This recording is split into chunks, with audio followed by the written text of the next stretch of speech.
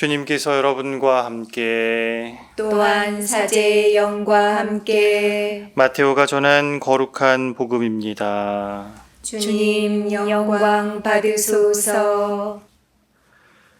그때 예수님께서 제자들에게 말씀하셨다. 너희 가운데 두 사람이 이 땅에서 마음을 모아 무엇이든 청하면 하늘에 계신 내 아버지께서 이루어 주실 것이다.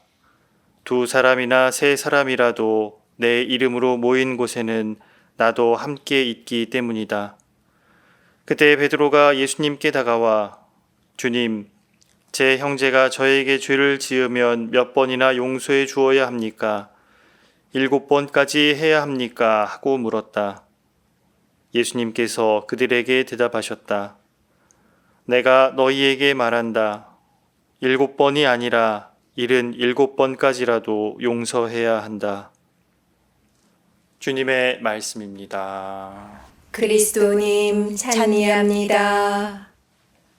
찬미 예수님, 찬미 예수님. 오늘은 한국전쟁이 발발한 지 74년째 되는 날입니다. 1950년 6월 25일 시작된 전쟁은 3년 넘게 지속되며 수백만의 사상자를 내었고 1953년 7월 27일이 되어서야 끝나게 되었습니다. 그마저도 전쟁의 당사자가 평화협정을 맺어 완전한 종결을 이룬 것이 아니라 잠시 전쟁을 멈추는 상태인 정전협정만을 맺었을 뿐 이때부터 한반도에는 분단이 더욱 고착화되었습니다. 한국전쟁이 남긴 상처는 너무나 컸기에 교회는 1965년부터 매년 이날을 기억하고 있습니다. 처음에는 침묵의 교회를 위한 기도의 날로 부르며 북한 지역에 남아있는 천주교 신자들을 위해 기도했습니다. 그러던 1992년에는 단순히 북한 교회만이 아니라 남북 갈등의 근본적 해결을 위해 이날의 명칭을 민족의 화해와 일치를 위한 기도의 날로 바꾸게 됩니다. 어느 한 일방의 변화만을 기대하는 것이 아니라 한 핏줄 한 결의이면서도 서로 헐뜯고 싸웠던 우리 스스로의 잘못을 깨우치고 분단의 깊은 상처를 낫게 해주시기를 함께 기도합니다. 또한 이날은 서로 용서하는 화해의 은총이 우리에게 얼마나 필요한지를 다시금 기억하게 해줍니다. 사실 일상에서 우리는 많은 순간 평화를 이야기합니다. 국가적 혹은 국제적 차원 안에서의 평화도 그러하고 직장이나 가정 안에서 서로가 서로를 향하는 마음으로 평화가 너무나 소중하다고 생각하며 누구나 평화롭게 살기를 기원합니다. 그런데 여러분은 평화라는 단어를 듣게 되면 제일 먼저 무엇이 떠오르시는지요? 제가 민족화해위원회에서 사무활동을 하며 만나는 분들께 같은 질문을 해도 그렇고 실제로 통일연구원에서 조사한 결과를 봐도 그 답변은 비슷하게 나타났습니다. 우리 국민에게 평화라고 할 때 가장 먼저 떠오른 것을 적어달라고 하면 압도적인 비율로 비둘기라는 답변이 나옵니다. 왜 우리는 평화라고 하면 비둘기를 먼저 떠올릴까요?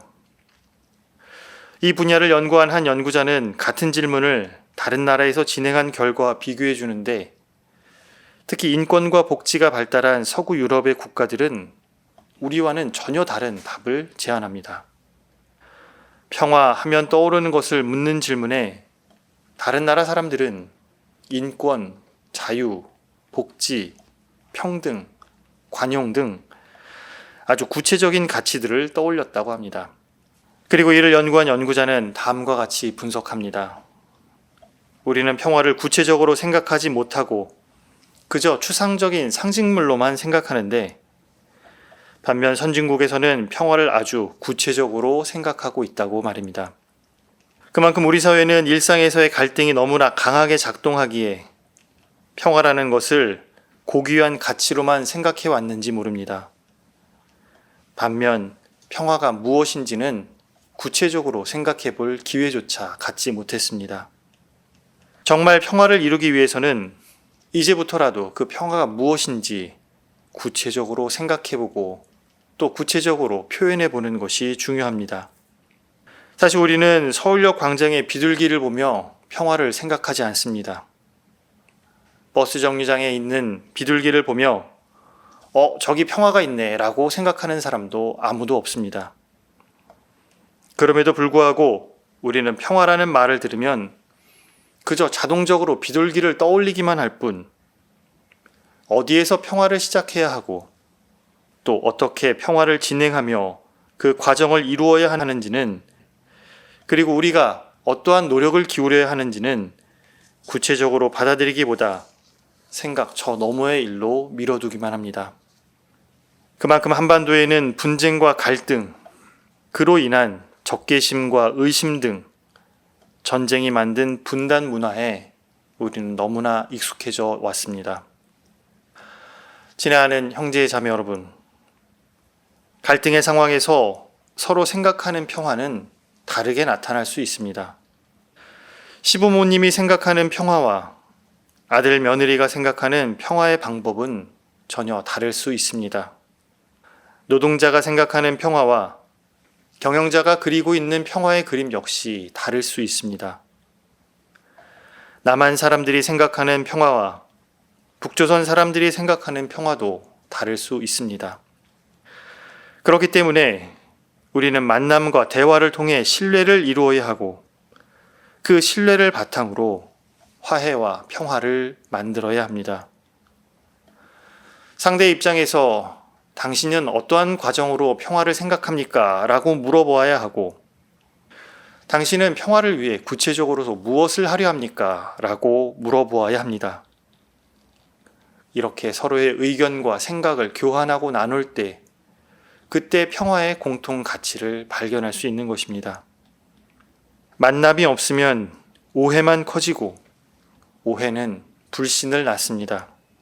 갈등을 겪고 있는 상대를 만나는 것, 인내하며 대화하는 것, 적대감을 이제 그만 멈출 수 있는 것은 바로 하느님 은총의 도움 안에서 이루어질 수 있는 일입니다.